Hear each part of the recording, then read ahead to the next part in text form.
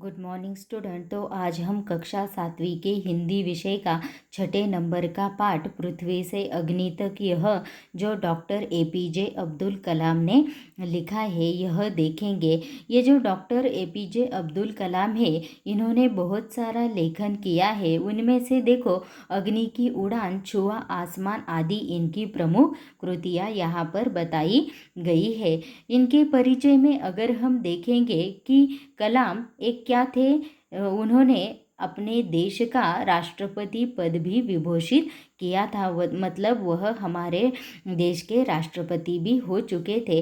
अनमोल योगदान के लिए इन्हें भारत रत्न का सम्मान भी प्राप्त हुआ था। और इस पृथ्वी से अग्नि तक इस प्रस्तुत आत्मकथा में लेखक डॉक्टर एपीजे अब्दुल कलाम ने अग्नि के प्रक्षेपण में आने वाली कठिनाइयों वैज्ञानिकों के अथक परिश्रम को बताया गया है। अग्नि का एक मिसाइल है। अग्नि मिसाइल को प्रक्षेपित करने के लिए या उसका उड्डान करने के लिए, उसे बनाने से उसका उड्डान करने तक जो भी कठिनाइयाँ या जो भी समस्याएं आई थी, उन सारी समस्याओं का और वैज्ञानिकों के अथक परिश्रम को उन्होंने इस पाठ के जरिए बताया है। तो देखो, बालासोर में अंतरिक्ष परीक्षण का काम पूरा होने में अब भी कम से कम 1 साल की देर थी।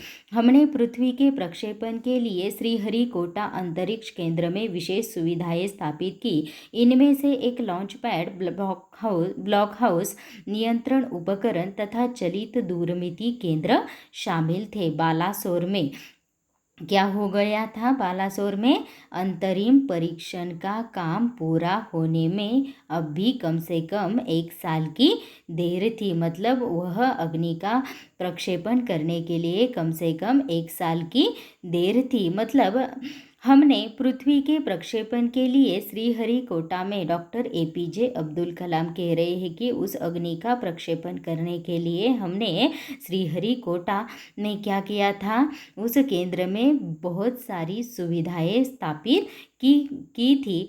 और इनमें से कौन कौन सी सुविधाएं अग्नि के प्रक्षेपण के लिए स्थापित की थी? इनमें से देखो, लॉन्च पैड, ब्लॉक हाउस, नियंत्रण उपकरण तथा चलित दूरमिति केंद्र उन्होंने वहाँ स्थापित किए थे। पृथ्वी उपग्रह को 25 फरवरी 1988 को सुबह 11:23 पर छोड़ा गया। पृथ्वी नाम का जो उपग्रह तैयार किया था, उसे 25 फरवरी 1988 को सुबह 11:23 पर छोड़ा गया। यह देश के रॉकेट विज्ञान के इतिहास में एक युगांतकारी घटना थी। मतलब अविस्मरणीय।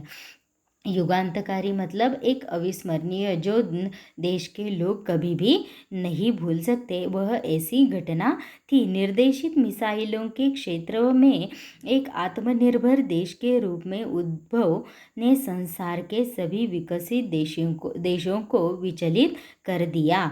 सामर्थ्यशाली नागरिक, अंतरिक्ष उद्योग और व्यवहार्य मिसाइल आधारित सुरक्षा प्रणालियों ने भारत को चुनिंदा राष्ट्रों के समूह में पहुंचा दिया था। मतलब डॉक्टर एपीजे अब्दुल कलाम कहते हैं कि जब देश के रॉकेट के विज्ञान के इतिहास में वह एक युगांतकारी, एक युग प्रवर्तक घटना हुई थी, तब क्या हुआ था?